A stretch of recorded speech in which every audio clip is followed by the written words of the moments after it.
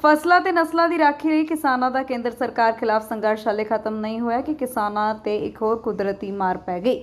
ਜੀ ਹਾਂ, ਕਿਸਾਨਾਂ ਦੇ ਵੱਲੋਂ ਕਰੋੜਾਂ ਰੁਪਏ ਖਰਚ ਕਰ ਖੂਨ ਪਸੀਨੇ ਨਾਲ ਉਗਾਈ ਮੱਕੀ ਦੀ ਫਸਲ ਨੂੰ ਖਤਰਨਾਕ ਸੁੰਡੀ ਪੈਣ ਕਾਰਨ ਕਿਸਾਨਾਂ ਦੀ 95% ਫਸਲ ਖਰਾਬ ਹੋ ਚੁੱਕੀ ਹੈ, ਜਿਸ ਨੂੰ ਲੈ ਕੇ ਜ਼ਿਲ੍ਹਾ ਰੂਪਨਗਰ ਦੇ ਕਿਸਾਨਾਂ ਵੱਲੋਂ ਵੱਡਾ ਇਕੱਠ ਕਰਕੇ ਸਰਕਾਰ ਅਤੇ ਪ੍ਰਸ਼ਾਸਨ ਨੂੰ ਅਪੀਲ ਕੀਤੀ ਜਾ ਰਹੀ ਹੈ। ਕਿਸਾਨਾਂ ਦੇ ਹੋਏ ਨੁਕਸਾਨ ਦਾ ਤੁਰੰਤ ਮੁਆਵਜ਼ਾ ਦਿੱਤਾ ਜਾਵੇ। ਨਾਲ ਹੀ ਕਿਸਾਨਾਂ ਨੇ ਸਰਕਾਰ ਨੂੰ ਚੇਤਾਵਨੀ ਵੀ ਦਿੱਤੀ ਕਿ ਅਗਰ 10 ਦਿਨਾਂ ਦੇ ਵਿੱਚ ਮੁਆਵਜ਼ੇ ਦੀ ਕਾਰਵਾਈ ਪੂਰੀ ਨਾ ਹੋਈ ਤਾਂ ਜ਼ਿਲ੍ਹਾ ਰੋਪੜ ਦੀਆਂ ਸੜਕਾਂ ਨੂੰ ਜਾਮ ਕੀਤਾ ਜਾਵੇਗਾ। ਆਪਣੇ ਨੁਕਸਾਨ ਦੇ ਮੁਆਵਜ਼ੇ ਲਈ ਫਾਰਮ ਭਰਨ ਪਹੁੰਚੇ ਕਿਸਾਨਾਂ ਨੇ ਦੱਸਿਆ ਕਿ ਉਹਨਾਂ ਨੇ ਹਜ਼ਾਰਾਂ ਲੱਖਾਂ ਰੁਪਏ ਖਰਚ ਕੇ ਮੱਕੀ ਦੀ ਫਸਲ ਬੀਜੀ ਸੀ, ਪਰੰਤੂ ਸਮੇਂ ਸਿਰ ਖਤਰਨਾਕ ਸੁੰਡੀ ਪੈਣ ਕਾਰਨ ਸੁੰਡੀ ਦੇ ਵੱਲੋਂ ਸਾਰੀ ਫਸਲ ਖਰਾਬ ਕਰ ਦਿੱਤੀ ਗਈ ਤੇ ਕਿਸਾਨਾਂ ਨੇ ਦੱਸਿਆ ਕਿ ਖੇਤੀਬਾੜੀ ਵਿਭਾਗ ਦੀਆਂ ਸਿਫਾਰਿਸ਼ਾਂ ਤੇ 5-5 ਵਾਰ ਕੀਟਨਾਸ਼ਕ ਸਪਰੇਆਂ ਵੀ ਕੀਤੀਆਂ, ਪਰੰਤੂ ਸਪਰੇਅ ਦਾ ਵੀ ਕੋਈ ਅਸਰ ਨਹੀਂ ਹੋਇਆ। ਮੱਕੀ ਦੀ ਖਰਾਬ ਹੋਈ ਫਸਲ ਨੂੰ ਲੈ ਕੇ ਕਿਸਾਨਾਂ ਨੇ ਹੋਰ ਕੀ ਕੁਝ ਕਿਹਾ, ਆਓ ਸੁਣਦੇ ਹਾਂ। ਰੂਪਨਗਰ ਤੋਂ ਸੱਜਣ ਸਿੰਘ ਸੈਣੀ ਦੀ ਜ਼ੀਰੋ ਲਾਈਨ ਟੀਵੀ ਦੇ ਲਈ ਰਿਪੋਰਟ। ਹਾਂਜੀ, ਕੀ ਨਾਮ ਹੈ, ਕਿਹੜੇ ਜਗ੍ਹਾ? ਮੇਰਾ ਨਾਮ ਬਜਿੰਦਰ ਸਿੰਘ ਗੋਬਿੰਦਪੁਰ ਬੇਲਾ ਜੀ। ਕਿੰਨੀ ਜਿਹੜੀ ਮੱਕੀ ਬੀਜੀ ਸੀ, ਕਿਸ ਤਰ੍ਹਾਂ ਦਾ ਨੁਕਸਾਨ ਹੋਇਆ? ਮੈਂ ਜੀ 4 ਕਿੱਲੇ ਲਗਭਗ ਆਪਣੀ ਤੇ 16 ਕਿੱਲੇ ਠੇਕੇ ਤੇ ਲੈ ਕੇ ਮੱਕੀ ਬੀਜੀ ਦੀ। ਜਿਹੜੇ ਕਿ ਮੈਂ ਪਸ਼ੂ ਰੱਖੇ ਵੇ, ਮੈਂ ਸੋਚਦਾ ਸੀ ਵੀ ਚਲੋ ਅਚਾਰ ਵਗੈਰਾ ਵੀ ਬਣਾਇਆ ਜਾ ਸਕਦਾ, ਲੇਕਿਨ ਇਹ ਜਿਹੜੀ ਸੁੰਡੀ ਹੈ ਇਹਨਾਂ ਬੇਕਾਰ ਕੰਮ ਕਰ ਦਿੱਤਾ। ਮੇਰਾ ਜਿਹੜਾ ਉਹ 18-20 ਹਜ਼ਾਰ ਰੁਪਈਆ ਖਰਚਾ ਉਹ ਬੀਜਣ ਤੇ ਆ ਚੁੱਕਿਆ, ਉਹ ਤੇ ਵਗੈਰਾ ਠੇਕਾ ਜਿਹੜਾ ਉਹ ਜ਼ਮੀਨ ਦਾ ਉਹ ਵੀ ਦੇਣਾ ਸੋਚ ਪਈ ਹੋਈ ਹੈ। ਲੇਕਿਨ ਜਿਹੜਾ ਪਸ਼ੂਆਂ ਦਾ ਚਾਰਾ ਹੈ ਉਹ ਵੀ ਬਰਬਾਦ ਆ। ਪਸ਼ੂਆਂ ਦੇ ਚਾਰੇ ਵਾਸਤੇ ਵੀ ਖਰੀਦਣ ਨੂੰ ਕੋਈ ਸੋਚਣਾ ਪੈ ਗਿਆ ਕਿ ਕਿੱਥੋਂ ਪ੍ਰਬੰਧ ਕੀਤਾ ਜਾਊਗਾ। ਤੇ ਸਪਰੇਆਂ ਨੂੰ ਲੈ ਕੇ ਕੀ ਕਹਿਣਾ ਚਾਹੁੰਦੇ? ਸਪਰੇਆਂ ਤਾਂ ਬਿਲਕੁਲ ਬੇਕਾਰ ਹੋ ਗਿਆ ਜੀ। ਇਹ 5-5 ਸਪਰੇਅ ਕਰਨ ਤੇ ਵੀ ਕੋਈ ਅਸਰ ਨਹੀਂ ਹੋਇਆ। ਇੱਕ ਅੱਧਾ ਦਿਨ ਅਸਰ ਹੁੰਦਾ ਹੈ ਤੇ ਮੁੜ ਕੇ ਫਿਰ ਉਸੇ ਤਰ੍ਹਾਂ ਸੁੰਡੀ ਹੈ ਜਿਹੜੀ ਇਹ ਕਾਮਯਾਬ ਹੈ। ਬੇਅੰਤ ਸੁੰਡੀਆਂ ਇੱਕ ਬੀਜ ਵਿੱਚੋਂ ਨਿਕਲਦੀਆਂ ਹੈ। ਕੀ ਮੰਗ ਕਰਦੇ? ਜਾਂਚ ਹੋਣੀ ਚਾਹੀਦੀ ਬੀਜਾਂ ਦੀ, ਇਹਨਾਂ ਸਪਰੇਆਂ ਦੀ। ਬਿਲਕੁਲ ਇਹ ਜਿਹੜੇ ਬੀਜ ਹੈ ਇਹ ਨਿਕੰਮੇ ਬੀਜ ਹੋ ਚੁੱਕੇ ਆ। ਕੋਈ ਚੰਗੇ ਬੀਜ ਸਾਨੂੰ ਦਿੱਤੇ ਜਾਣ।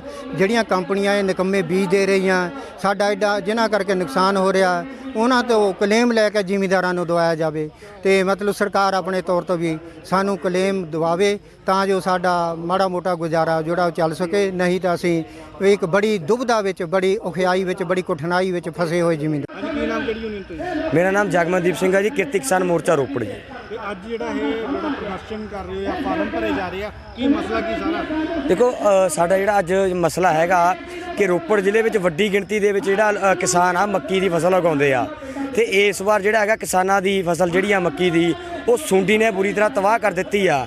4-4 5-5 ਸਪਰੇਆਂ ਕਰਨ ਦੇ ਬਾਵਜੂਦ ਵੀ ਉਹ ਸੁੰਡੀ ਨਹੀਂ ਮਰ ਰਹੀ ਆ। ਸਪਰੇਅ ਦੀ ਗੱਲ ਕੀਤੀ ਹੈ ਤੁਸੀਂ 4-4 5-5 ਵਾਰੀ, ਕੀ ਲੱਗਦਾ ਕਿ ਸਪਰੇਆਂ ਓਰੀਜਨਲ ਆ ਜਾਂ ਕਿ ਸਪਰੇਆਂ 'ਚ ਕੋਈ ਦਿੱਕਤ ਤਾਂ ਨਹੀਂ ਆ ਕਿ ਨਕਲੀ ਹੋਣ?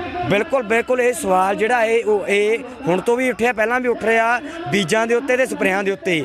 ਈਵਨ ਇਹ ਵੀ ਕਿਸਾਨਾਂ ਨੇ ਐਕਸਪੈਰੀਮੈਂਟ ਕੀਤਾ ਕਿ ਸੁੰਡੀ ਚੱਕ ਕੇ ਦਵਾਈ ਦੀ ਸਪਰੇਅ ਦੀ ਬੋਤਲ 'ਚ ਡਬੋਤੀ, 2 ਮਿੰਟ ਬਾਅਦ ਕੱਢ ਲਈ ਤੇ ਸੁੰਡੀ ਤੁਰ ਕੇ ਬਾਹਰ ਫੇਰ ਤੁਰਨ ਲੱਗ ਪਈ। ਫਿਰ ਕੰਪਨੀਆਂ ਦੇ ਖਿਲਾਫ ਵੀ ਸੰਘਰਸ਼ ਕਿਉਂ ਨਹੀਂ ਕੀਤਾ ਜਾ ਰਿਹਾ? ਬਿਲਕੁਲ ਇਹ ਕੰਪਨੀ ਦੇ ਅਸੀਂ ਕਾਰਵਾਈ ਕਰਨ ਦੀ ਮੰਗ ਕੀਤੀ ਆ, ਕਿਉਂਕਿ ਜਿਹੜਾ ਇਹ ਬੀਜ ਆਇਆ ਤੇਲੰਗਾਨਾ ਤੋਂ ਆਇਆ ਤੇ ਉੱਥੋਂ ਦੀ ਸਰਕਾਰ ਨੇ ਬੀਜਾਂ ਦੀਆਂ ਕੰਪਨੀਆਂ ਕਰਕੇ ਇਹ ਫਸਲ ਬੀਜਣੀ ਬੰਦ ਕਰ ਦਿੱਤੀ ਆ, 3 ਸਾਲ ਵਾਸਤੇ ਬੈਨ ਕਰ ਦਿੱਤੀ ਆ। ਤੇ ਪੰਜਾਬ ਸਰਕਾਰ ਨੇ ਇਹ ਬੀਜ ਤੇਲੰਗਾਨਾ ਤੋਂ ਆਇਆ ਤੇ ਹੁਣ ਇਸ ਵਾਰ ਵੀ ਜਿਹੜੀ ਉਹੀ ਸੁੰਡੀ ਆ ਜਿਹੜੀ ਤੇਲੰਗਾਨਾ ਪਈ ਸੀ ਉਹ ਸਾਡੇ ਪੰਜਾਬ, ਰੋਪੜ, ਹੁਸ਼ਿਆਰਪੁਰ, ਈਵਨ ਕੁਝ ਹਿਮਾਚਲ ਦੇ ਇਲਾਕੇ ਵਿੱਚ ਸੁੰਡੀ ਨੇ ਤਬਾਹੀ ਕੀਤੀ ਆ ਤੇ ਕੰਪਨੀ ਉੱਤੇ ਕਾਰਵਾਈ ਕਰਨ ਦੀ ਮੰਗ ਕਰ ਰਹੇ ਆ। ਤੇ ਅੱਜ ਜਿਹੜੇ ਕੀ ਮੰਗ ਨੂੰ ਲੈ ਕੇ ਇਕੱਠੇ ਹੋਏ ਤੁਸੀਂ?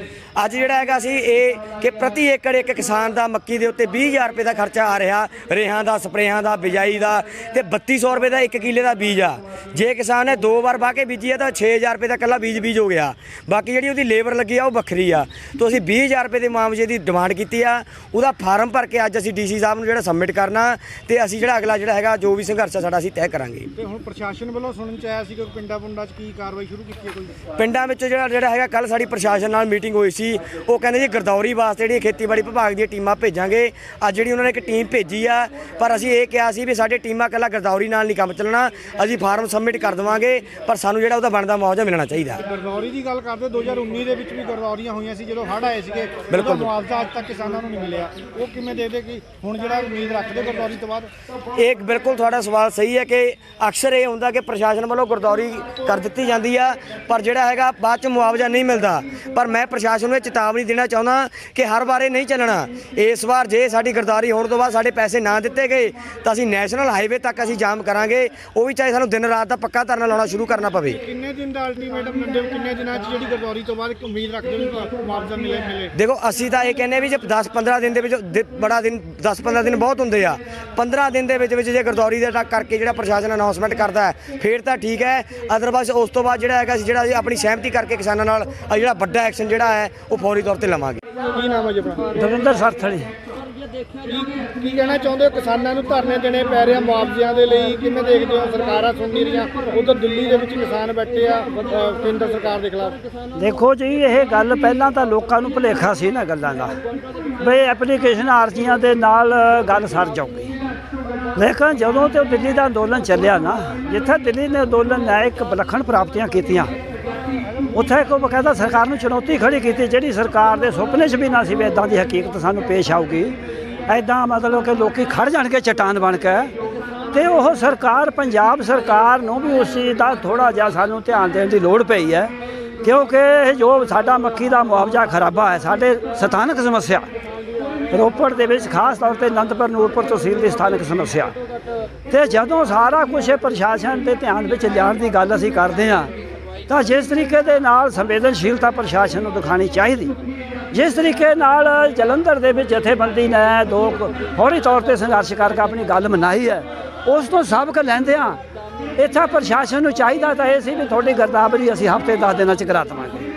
ਲੇਕਿਨ ਸਾਨੂੰ ਵਿਸਰਾ ਕਰਨ ਦੀ ਖਾਤਰ ਸੰਘਰਸ਼ ਨੂੰ ਤੁਸੀਂ ਬੰਦ ਕਰ ਦਿਓ, ਤੁਸੀਂ ਇਕੱਠ ਨਾ ਕਰੋ, ਤੁਸੀਂ ਕੁਛ ਨਾ ਕਰੋ, ਬਾਕੀ ਅਸੀਂ ਤੁਹਾਡਾ ਮਸਲਾ ਹੱਲ ਕਰ ਦਿਆਂਗੇ। ਲੇਕਿਨ ਅਸੀਂ ਉਹਨਾਂ ਨੂੰ ਇਹ ਗੱਲ ਕਹਿ ਕੇ ਵੀ ਟਾਈਮ ਬਾਉਂਡ ਕਰੋ, ਖੁੱਲ੍ਹਾ ਨਹੀਂ ਛੱਡਣਾ ਆਪਾਂ, ਟਾਈਮ ਬਾਉਂਡ ਕਰਕੇ, ਤੇ ਜਦੋਂ ਆਪਾਂ ਤੁਹਾਨੂੰ ਉਸ ਟਾਈਮ ਤੇ ਬਾਅਦ ਆਊਗਾ ਫਿਰ ਆਪਾਂ ਜਥੇਬੰਦੀਆਂ ਸੰਘਰਸ਼ ਕਰਨਗੀਆਂ, ਪ੍ਰਸ਼ਾਸਨ ਨੂੰ ਤਾਂ ਹੀ ਹਿਲਾਇਆ ਜਾ ਸਕਦਾ। ਮੁਆਵਜ਼ੇ ਗਰਦੌਰੀ ਦੀ ਗੱਲ ਕੀਤੀ ਹੈ, 2019 ਦੇ ਵਿੱਚ ਹੜ੍ਹ ਆਏ ਸੀਗੇ ਅਗਸਤ ਦੇ ਵਿੱਚ, ਗਰਦੌਰੀਆਂ ਹੋਈਆਂ ਸੀ, ਅੱਜ ਤੱਕ ਮੁਆਵਜ਼ਾ ਨਹੀਂ ਮਿਲਿਆ। ਕੀ ਲੱਗਦਾ ਨਾ ਗਰਦੌਰੀਆਂ ਤੋਂ ਬਾਅਦ ਮੁਆਵਜ਼ਾ ਮਿਲਣ ਦੀ ਉਮੀਦ ਹੈ? ਇਸੇ ਗੱਲ ਨੂੰ ਮੁੱਖ ਰੱਖਦੇ ਹੋਏ ਅਸੀਂ ਪਿਛਲੇ ਹਵਾਲੇ ਪ੍ਰਸ਼ਾਸਨ ਨੂੰ ਦੱਸੇ ਹੈ ਬਈ ਬੀਟੀ ਕਾਟਨ ਸੁੰਡੀ ਹੈ ਨਾ ਜਿਹੜੀ ਮਾਲਵੇ ਦੀ ਬੈਲਟ 'ਚ ਉਹਨਾਂ ਜਦੋਂ ਕਾਫੀ ਨੁਕਸਾਨ ਕੀਤਾ, ਉਦੋਂ ਵੀ ਪ੍ਰਸ਼ਾਸਨ ਨੇ ਢਿੱਲ ਮੱਠ ਲਾਪਰਵਾਹੀ ਟਾਲ ਮਟੋਲ ਦਿਖਾਈ। ਲੇਕਿਨ ਜਦੋਂ ਜਥੇਬੰਦੀਆਂ ਨੇ ਲੜਕਾ ਸੰਘਰਸ਼ ਲੜਿਆ ਉੱਥੇ, ਉਦੋਂ ਉਹਨਾਂ ਨੂੰ ਬੀਟੀ ਕਾਟਨ ਦਾ ਮੁਆਵਜ਼ਾ ਦੇਣਾ ਪਿਆ, ਮਜਬੂਰ ਹੋਣਾ ਪਿਆ ਜੋ ਉਹਨਾਂ ਦਾ ਸੀ। ਸੋ ਅੱਜ ਮੁੱਖ ਲੋੜ ਹੈ, ਕਿਸਾਨ ਇਸ ਗੱਲ 'ਤੇ ਸੁਚੇਤ ਹੈ, ਲੋਕ ਇਸ ਗੱਲ ਦੇ ਵਿੱਚ ਬਹੁਤ ਅਵੇਅਰ ਹੋ ਰਹੇ ਹੈ। ਦਿੱਲੀ ਅੰਦੋਲਨ ਦੀ ਇਹ ਪ੍ਰਾਪਤੀ ਹੈ ਵੀ ਜਿਹੜੇ ਲੋਕਾਂ ਨੂੰ ਪਿੰਡ ਦੇ ਵਿੱਚ ਅੱਜ ਸਾਡੇ ਨਾਲ ਤੁਸੀਂ ਹੈਰਾਨ ਮੰਨੋਗੇ, ਜਿੱਥੋਂ 5-10 ਬੰਦੇ ਨਿਕਲਦੇ ਸੀ ਅੱਜ ਸਾਡੇ ਨਾਲ 50-60 ਬੰਦੇ ਆਏ ਆ। ਅੱਜ ਪੂਰਾ ਇਹ 70-80 ਪਿੰਡਾਂ 'ਚ ਅਸੀਂ ਲੜਾਈ ਲੜੀ, ਹੋਰ ਵੀ ਵਧਾਵਾਂਗੇ। ਅਸੀਂ ਸਰਕਾਰ ਨੂੰ ਅਪੀਲ ਕਰਦੇ ਹਾਂ ਸਾਡੀ ਗੱਲ ਨੂੰ ਧਿਆਨਪੂਰਵਕ ਉਹ ਮਸਲੇ ਨੂੰ ਸੁਣ ਕੇ ਲੋਕਾਂ ਦਾ ਹੱਕ ਦੇਵੇ, ਔਰ ਸਮੂਹ ਜਥੇਬੰਦੀਆਂ ਜਿਹੜੀਆਂ ਬਾਕੀ ਉਹਨਾਂ ਨੂੰ ਅਪੀਲ ਕਰਦੇ ਹਾਂ ਕਿ ਇਸ ਅੰਦੋਲਨ ਦੇ ਵਿੱਚ ਸ਼ਮੂਲੀਅਤ ਕਰਕੇ ਸਾਨੂੰ ਹੋਰ ਮਜ਼ਬੂਤੀ ਪ੍ਰਦਾਨ। ਹਾਂਜੀ, ਕੀ ਨਾਮ ਹੈ ਜੀ? ਮੇਰਾ ਨਾਮ ਵੀਰ ਸਿੰਘ ਬੜਵਾ ਹੈ ਜੀ। ਅੱਜ ਜਿਹੜਾ ਹੈਗਾ ਧਰਨਾ ਲਗਾਇਆ ਤੇ ਤੁਹਾਡੇ ਕਹਿਣ ਦੇ ਅਨੁਸਾਰ ਪ੍ਰਸ਼ਾਸਨ ਵੱਲੋਂ ਗਰਦੌਰੀ ਵੀ ਸ਼ੁਰੂ ਕਰ ਦਿੱਤੀ, ਪਰੰਤੂ ਵਿੱਚ ਕਿਸਾਨ ਅਜਿਹੇ ਬਹੁਤ ਆ ਜਿਨ੍ਹਾਂ ਨੂੰ 2019 ਦੇ ਵਿੱਚ ਹੜ੍ਹਾਂ ਦੇ ਵਿੱਚ ਨੁਕਸਾਨ ਹੋਇਆ ਸੀ, ਗਰਦੌਰੀਆਂ ਵੀ ਹੋਈਆਂ ਪਰੰਤੂ ਅੱਜ ਤੱਕ ਮੁਆਵਜ਼ਾ ਨਹੀਂ ਮਿਲਿਆ ਹੈਗਾ। ਕਿਵੇਂ ਦੇਖਦੇ ਹੋ ਇਸ ਗਰਦੌਰੀ ਤੋਂ ਬਾਅਦ ਕੋਈ ਉਮੀਦ ਹੈਗੀ ਹੈ ਕਿ ਮਿਲੂਗਾ ਮੁਆਵਜ਼ਾ? ਦੇਖੋ ਜੀ, ਜੇ ਆਪਾਂ ਕੱਲੀ ਗਦਾਵਰੀ ਦੀ ਗੱਲ ਕਰੀਏ, ਗਦਾਵਰੀ ਹੋਣ ਤੋਂ ਬਾਅਦ ਯਕੀਨ ਨਹੀਂ ਕੋਈ ਵੀ ਕੀਤਾ ਜਾ ਸਕਦਾ ਕਿ ਸਰਕਾਰ ਮੁਆਵਜ਼ਾ ਦੇਵੇਗੀ, ਪਰ ਅਸੀਂ ਕਿੱਥੇ ਅਲਟੀਮੇਟਮ ਦੇਵਾਂਗੇ ਸਰਕਾਰ ਨੂੰ, ਕੁਝ ਲਿਮਟਿਡ ਟਾਈਮ ਦੇਵਾਂਗੇ ਕਿ ਅਗਰ ਇੰਨੇ ਟਾਈਮ ਦੇ ਵਿੱਚ ਸਰਕਾਰ ਇਹਦਾ ਮੁਆਵਜ਼ਾ ਜਾਰੀ ਨਹੀਂ ਕਰਦੀ ਜਾਂ ਮੁਆਵਜ਼ੇ ਦਾ ਐਲਾਨ ਨਹੀਂ ਕਰਦੀ ਤਾਂ ਇੱਕ ਵੱਡੇ ਪੱਧਰ ਤੇ ਜਿਹੜਾ ਸੰਘਰਸ਼ ਆ ਉਹ ਵਿੱਢਿਆ ਜਾਵੇਗਾ। ਤੇ ਕਿਸੇ ਵੀ ਜਗ੍ਹਾ ਤੇ ਆਪਾਂ ਟਾਰਗੇਟ ਕਰਕੇ ਆਪਾਂ ਨੈਸ਼ਨਲ ਹਾਈਵੇ ਦੇ ਉੱਤੇ, ਜਿਵੇਂ ਕਿਸਾਨਾਂ ਨੇ ਜਲੰਧਰ ਦੇ ਵਿੱਚ ਜਾਮ ਕੀਤਾ ਸੀ, ਇੱਕ ਲੌਂਗ ਟਾਈਮ ਲਈ ਆਪਾਂ ਵੀ ਕਿਤੇ ਵੱਡਾ ਸੰਘਰਸ਼, ਤਿੱਖਾ ਸੰਘਰਸ਼ ਕੀਤਾ ਜਾਵੇਗਾ ਅਗਰ ਸਰਕਾਰ ਮੁਆਵਜ਼ੇ ਤੋਂ ਪਿੱਛੇ ਹਟਦੀ ਹੈ। ਜ਼ਿਲ੍ਹੇ ਵਿੱਚ ਕੀ ਲੱਗਦਾ ਕਿੰਨੇ ਕੁ ਜਿਹੜੀ ਹੈਗੀ ਨੁਕਸਾਨ ਹੈਗਾ, ਕਿੰਨੇ ਕੁ ਜਿਹੜਾ ਕਿਸਾਨਾਂ ਦਾ? ਤਕਰੀਬਨ ਇਸ ਸਮੇਂ ਜਿਹੜਾ ਕਿਸਾਨਾਂ ਦਾ ਮੱਕੀ ਦਾ ਨੁਕਸਾਨ ਹੈ ਉਹ 90 ਤੋਂ 95% ਜਿਹੜਾ ਨੁਕਸਾਨ ਹੋ ਚੁੱਕਿਆ ਵਾ ਖੇਤਾਂ ਦੇ ਵਿੱਚ। ਹਾਂਜੀ, ਕੀ ਨਾਮ ਹੈ ਜੀ ਆਪਣਾ? ਮੇਰਾ ਨਾਮ ਹਰਬੰਸ ਸਿੰਘ ਹੈ ਜੀ, ਬੈਂਸਾ ਪਿੰਡ ਤੋਂ। ਅੱਛਾ, ਤੁਸੀਂ ਕਿੰਨੀ ਕੁ ਮੱਕੀ ਬੀਜੀ ਸੀ, ਕੀ ਨੁਕਸਾਨ ਕਿਸ ਤਰ੍ਹਾਂ ਹੋਇਆ ਤੁਹਾਡਾ? ਮੈਂ ਘੱਟੋ ਘੱਟ 4 ਕਿੱਲੇ ਮੱਕੀ ਦੇ ਬੀਜੇ ਹੋਏ ਜੀ, ਜਿਹਦੇ ਵਿੱਚ ਪਹਿਲਾਂ ਤਾਂ ਮੱਕੀ ਜੰਮਣ ਵਿੱਚ ਸਾਡੀ ਗਲਤ ਹੋ ਗਈ ਆ, ਉਸ ਤੋਂ ਬਾਅਦ ਮੱਕੀ ਨੂੰ ਸੁੰਡੀ ਪਈ ਆ, ਜਿਹੜੀ ਸੁੰਡੀ ਨੂੰ ਯਾਨੀ ਆਰਬੀ ਬੋਰਮ ਕਹਿੰਦੇ ਆ। ਮੈਂ ਘੱਟੋ ਘੱਟ 4 ਸਪਰੇਅ ਕਰ ਚੁੱਕਿਆ, ਜਿਹਦੇ ਵਿੱਚ ਮੱਕੀ ਦੇ ਵਿੱਚ ਉਹ ਸੁੰਡੀ ਨਹੀਂ ਮਰੀ। ਇਹ ਤੋਂ ਉੱਪਰ ਅਸੀਂ ਉਸ ਸੁੰਡੀ ਨੂੰ ਜਿਹੜਾ ਸਪਰੇਅ ਵਾਲੀ ਦਵਾਈ ਸੀ ਉਹਦੇ ਵਿੱਚ ਵੀ ਸੁੱਟਿਆ ਗਿਆ, ਪਰ ਉਹ ਸੁੰਡੀ ਨਹੀਂ ਮਰੀ। ਸਾਡੀ ਅਪੀਲ ਹੈ। ਇਹ ਕੀ ਲੱਗਦਾ ਕਿ ਸਪਰੇਅ ਦੇ ਉੱਤੇ ਵੀ ਸਵਾਲ ਉੱਠਦੇ, ਜਿਹੜੀ ਸਪਰੇਅ ਆ ਉਹ ਸਹੀ ਆ ਜਾਂ ਗਲਤ ਆ?